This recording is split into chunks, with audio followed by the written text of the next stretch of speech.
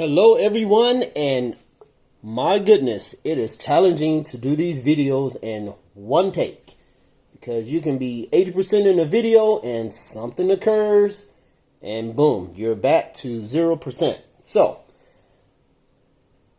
I thank all of you for watching. Just in case it's a few of you and this is your first time watching a video from my type of content, the video will be uncut, unedited, raw, and non-professional. I am drinking something carbonated right now, so just in case I happen to burp once or twice, don't consider me a gross individual because of that. It's just I'm drinking something carbonated and the bubbles may need to come out once or twice. So, let's get into these two tool organization systems. Now, everything you see, I had to purchase. I have to save up my pennies and quarters and whatever else you want to call it to acquire everything. I try to only purchase probably 85% of the time when it's on sale, unless a situation is coming up and it's really going to benefit me to have that particular case at retail value, and then I will acquire it. But the majority of everything I acquire is always on sale. So a lot of this stuff is purchased before Christmas, after Christmas, online, big box stores, wherever I can find it. Excuse me, there it is. At lower than the retail price, then I pull the trigger when I can find it like that. If it's online, I usually go with people that do not charge shipping. So that's one of my criterias. I will never purchase online if they charge me for shipping. So, yeah. So with the Packout system, this is, to me, built for heavy use. I've mentioned construction before. I'm not trying to review the Packout system because there's, I don't know, a few million videos reviewing the Packout system. I'm just sharing with you my thoughts on the two systems and the pros and cons. So the pro is that the latches are very nice, of course. You guys probably know all of this, and the plastic is pretty thick. The waterproofing is nice and all that other technical stuff. Once again, this is not that video. There's enough videos out there with all the technical water rating and blah, blah, blah. But the pro is the plastic and the boxes are very sturdy. They feel comfortable and you feel comfortable and secure with your tools in there, whether they tilt over or you loading them in and out of your vehicle, going to the job site. Very nice. The space inside, nice. The con is that they are robust or thick. So if you're doing something where you need a smaller footprint, if you're maybe in a trade where you have a lot of smaller components and smaller tools, electrician type stuff, or something testing type stuff, something where most of your gear is really small, the footprint for the Packout is really, really big. You could not do this in a very small vehicle or the back seat of some type of car because the boxes are just really too large, too heavy, and they add to a lot of weight. The VersaStack and the TStak, on the other hand, is going to assist you when it comes to something much lighter, much smaller. I would not stick Sawzall and construction grade tools in these boxes. That's absolutely not what they're designed for.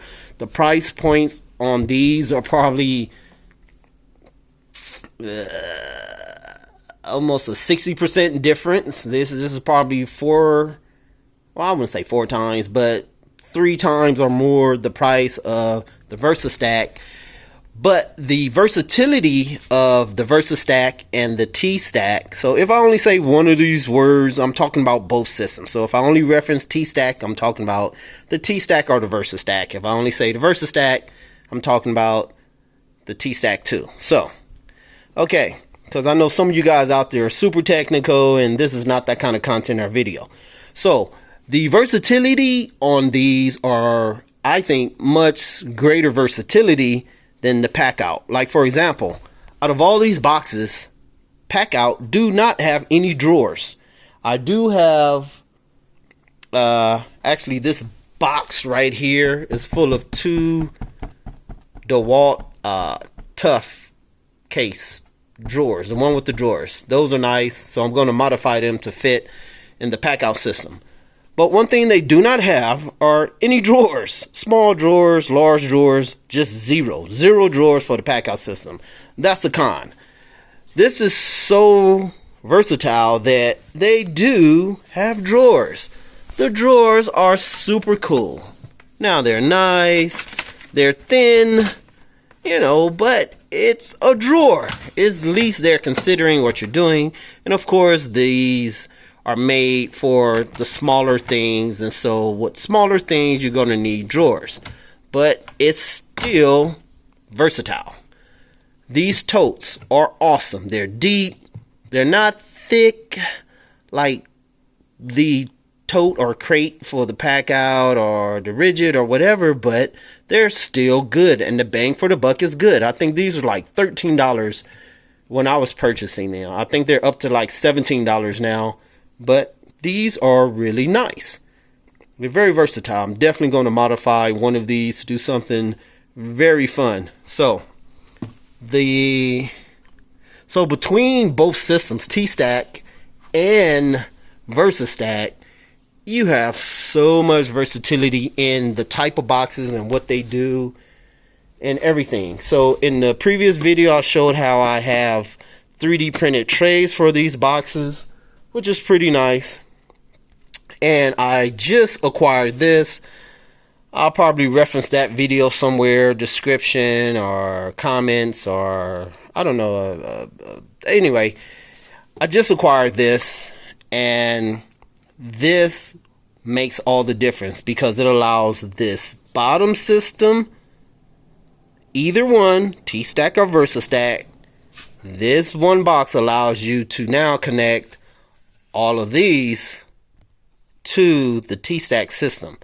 That's awesome. This is like a large case, medium, and these are the small big cases. These, I just happen to stick them in there because this top box, you absolutely cannot attach anything to the top of this. This is not made for that. This is made to be a top box only, and these bits are made to fit on the top. So I ended up with 2 things that had to be on the top.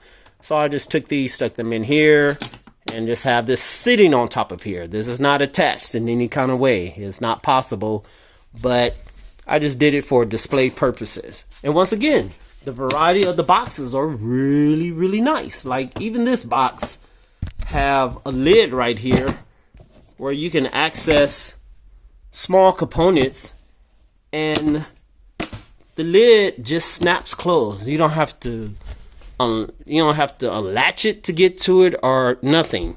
Of course, with the Packout, you have to unlatch everything to get to anything. So, of course, I wouldn't have this stacked like this at a job site.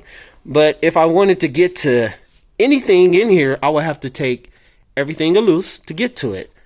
Same thing here, but at least in the drawer, I can just reach down, pull the drawer out, access what I needed to access, and that's that. So, once again, a little bit more versatility. I'm not comparing the two. These are 2 different systems, but far as versatility, I do think that this system is definitely more versatile with the boxes, with what can connect to the boxes, because here in some other videos, I modify Milwaukee bit cases to fit in these boxes.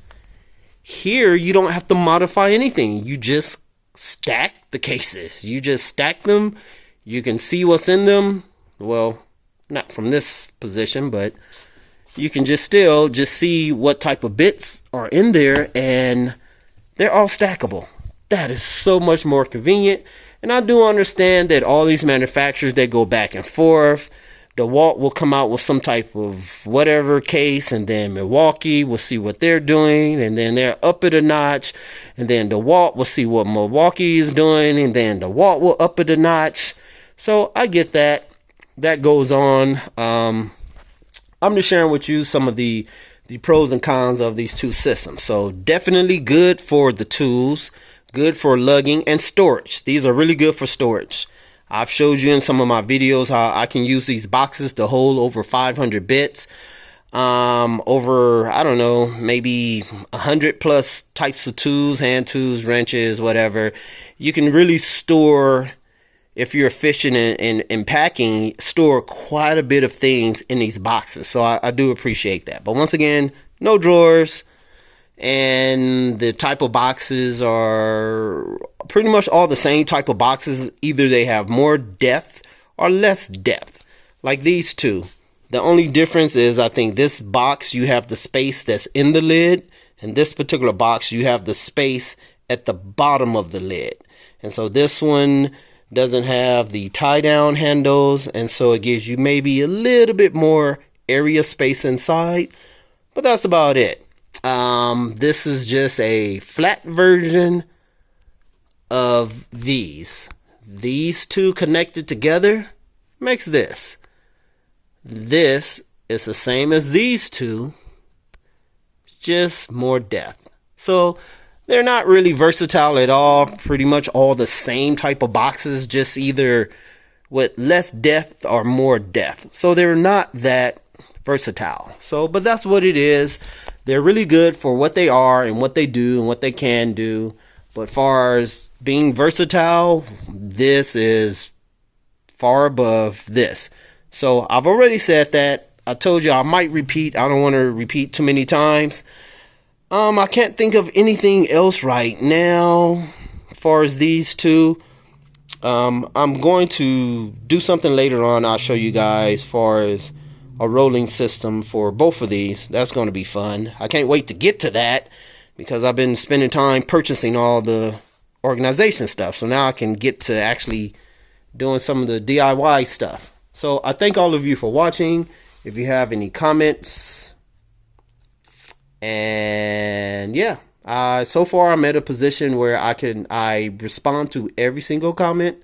So I thank all of you for watching, and I will catch you next time.